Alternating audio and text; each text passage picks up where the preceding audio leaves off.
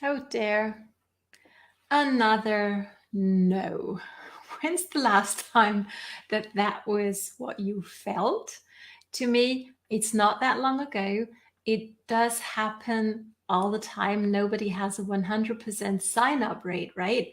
But what can we actually do to help us move from a no forward to maybe turning that no into a yes? And especially, even if we can't achieve that, how can we not fall into the trap of this isn't working? I'm doing all the things that I was told to do, and this just simply isn't working for me. I'm just about to give up. So I hope that's not where you're at. But if you are, please watch this video because I'm going to give you 3 tips to radically reduce rejection. Say that 3 times fast, moving forward. Because I'm here to help you take your business online in a sustainably successful way that's also going to feel good from the inside out. So, hello and welcome. I'm excited you're here. In case we've met before, my name is Katrin from bloomwithkatrin.com, and I'm coming live to you from the beautiful Bavarian forest over here in Germany. Please don't be shy. Whether you join me live or on the replay, let me know where you're tuning in from and how you deal with another no, right? Because I think this is a huge one, because maybe you've been told as well, and I've been told that as well, that we want to actually go for no. A no is a moment to celebrate because it gets us closer to our next yes. There is obviously some truth to that, and to all of those other motivational phrases that we get bombarded with in our industry. But at the end of the day, rejection, a no, doesn't feel good. Can we just agree on that? Okay. It is part of the journey. It is something to be expected. It is something that we want to learn to deal with, first for ourselves and then also for our team. Because if our team, if you have maybe one client, or maybe you even actually have one person who wants to create a plan B and a different future for themselves, right? If we set them up with an expectation that this is easy, let me know whether you've heard that before. The product sells itself, everybody needs it. We're not really setting the right expectations. And as soon as the rejection does happen, and it does happen for all of us, doesn't it? Then that's not a very good place to actually help our team member move forward, right? So let's dive on in, shall we? I've also heard, have you heard that as well? That a no is a badge of honor that we can actually like wear. And here's something that I hear often, even from stages, and I do not agree with that. Okay, I just don't. Let me know your thoughts. I'd be interested to know. So somebody says or tells you, no, thank you, that's not for me. I'm not into one of those things or whatever it might be, right? It can be powerful to learn ways of leading a conversation and to some extent overcoming objections. And I've done a great video on that. If you need the link to that, please drop the word link down below and I'm happy to send it to you so you can have a look at how you can actually learn and have a powerful strategy to overcome objections as they come up. But here's the thing. What I hear a lot is they just don't get it, right? Somebody who says no just doesn't get it, what we have our hands on. And while that may be true, that's, in my world, not a reason to look down on that person. Like, they just don't get it. They're not clever enough for something like that, right? I think that that's something that we maybe think out of a necessity to feel better, like we're the ones who get it and they don't, right? But that actually destroys relationships that you've built up over the years, right? And it actually is, I think, part of the reason why so many people in this industry experience losing their friends, especially as they move forward, right? And I don't want that to happen for you because it's not necessary at all. Okay. What I also hear a lot of times is when somebody says no, it's nothing personal. Yeah, but it does sting personally, doesn't it? I know it does for me. And a no is a no now, and it might be no longer a no next week or next month, right? So that's when we send our teammates down the follow up, right? So every week they go like they're gonna call up that person again who's already said no a week ago, right? And here we are, we're calling them or we're messaging them, or we think that's what follow up is, right? And then we ask them, are you ready to sign up now? And again, it's a resounding no, no, no. And how often do you actually follow up like that, right? I think that's not a very duplicatable thing to do because it doesn't feel good and it's not easy to do. I mean, yes, it is easy to pick up the phone and call somebody, but facing that rejection a couple of times in a row with the same person doesn't feel good.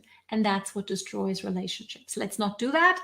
It's not necessary. There's a different way, right?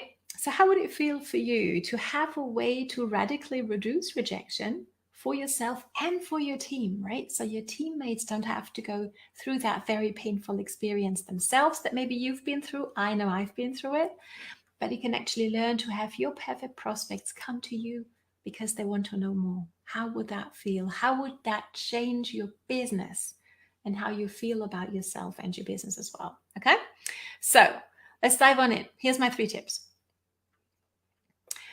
Number 1, let's set up a new person with the right expectation. Okay, yes, it is important to overcome objections. Again, if you need the link to the video where I teach and train you on how to actually overcome them in a subtle way that's going to really strengthen the relationship instead of put it at risk, please put link down below and I'm happy to send you the video to that training. But here's the thing. Yes, we can be excited and we want to be excited about what it is that we have to offer, but it's just not enough. And not everybody is going to be looking for what it is that we have to offer. So we're bound to, at some point, have a conversation with somebody who's going to tell us no, right? And this is not easy, okay? Let's please all stop saying that because we set our newbies up for the expectation that this is easy. The product sells itself. Sharing is caring. Everybody's going to want this. And then they come up, they kind of like wake up from their dream. And that's not a very good place to help them move forward from, right? So let's set them up with the right set of expectations. Objection is real. No is real. And it doesn't feel good, okay? And let's help them, firstly, of course, learn how to overcome objections, very important, okay? But also that we want to be okay with a person who says no. This is not a reason to look down on that person. This is not a reason to stop being friends with this person, okay? So I don't know about you, how you handle that, but I really remind myself, this is not personal. This is not something against me, right? But let's just continue the conversation. Hey, no worries. I'm really excited for what I have my hands on. This is really giving me great results. This is really helping Aunt Nancy do whatever. But if that's not for you, no worries at all. Let me know if it changes, right? I'm always here for you. My door is always open. And what's your plans for the weekend, right? And continue a normal conversation and become and learn who to spend the most of your time with, right? Keep the conversation flowing and going if you feel that somebody who might actually benefit from what it is that you have to offer at some point, keep the relation going, but don't spend most of your time with that person, okay? But not because they're not a valuable person in your life, but because you want to build a business. So during your business hours, spend your time with people who actually want what it is you have to offer. And now that's easier said than done because how would I know? Here's the cool thing, okay? Make sure that you're talking to the right kind of people because, and I'm going to use an analogy that a mentor shared with me, and I really like that. Let's make sure that we're not trying to sell the very best refrigerator to an Eskimo or to Eskimos, right? Might we make a sale at some point with 1 or 2 Eskimos? Yes, we might, but really, they don't really need a fridge, do they? Right? So let's make sure that we talk to the right people, people who are looking for a solution to a problem. Okay. Yes, we want to make sales. I want to make sales and I'm making sales, luckily, right? And I hope you are too. But really, we are not salespeople. We are people who can provide other people who have a problem with a potential solution. Okay, let's remember that. That's so huge.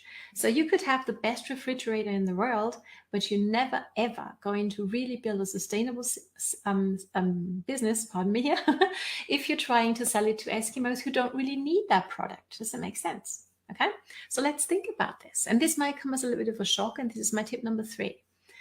Not everybody is your perfect prospect. Even though you might be very excited about what it is that you've discovered, even though that's what you've been taught to think, even though many people, let's take a different example, maybe many people might benefit from a product that might help them melt the muffin top away.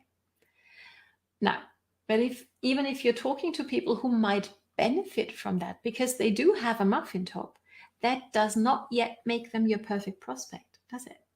Because maybe they feel really good in their skin, right? Maybe they're not looking to actually melt it away. Maybe they like it, right?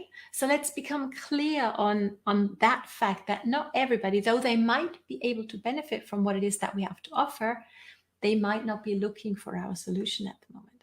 So these are going to be shocking questions maybe to you, but I still want to ask them. And I would love for you to take a minute and really start thinking about this. Okay, question number 1. Who is your perfect customer? Who is, in other words, a person who's got a problem that you have a potential solution to? Who is that? Your perfect customer. Okay, and number 2, maybe even more shocking, because I was told when I got started, sign up everybody. Just to get the promo, just to get the rank advancement. And I did. And I ended up really with a team of people who didn't really want to build a business. Let me know whether you can relate. That's not a very good place to be, is it? Because you're going to be feeling like you're dragging people over the finish line at some point. That's a surefire road to burnout. Okay? So this is the shocking question number 2. Who is your perfect teammate? Who would you want on your team? And I'm not necessarily talking about a specific person. Again, same thing as with the customer. But what are their characteristics?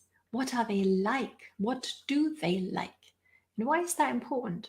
Well, because once you have clarity on that, and maybe make it even separate, right? Maybe you have a different perfect customer to a perfect teammate. That might be the same person or they might not, right?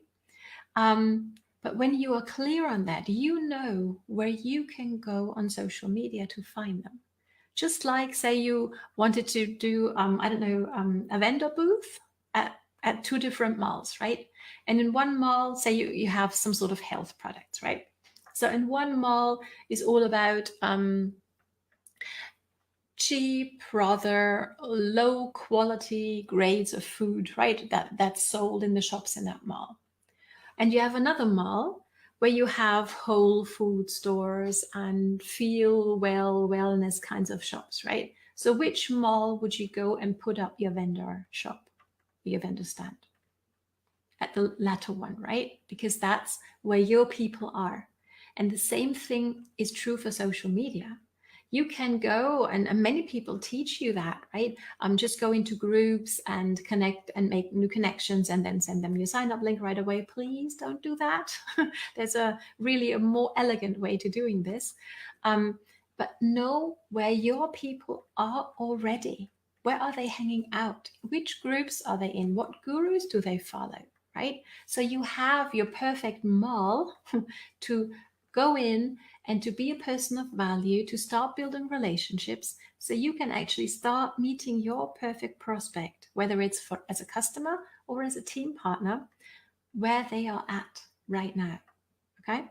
And then obviously you want to learn how to post, how to give value to your perfect prospect. So they actually love coming back to you. They love your content.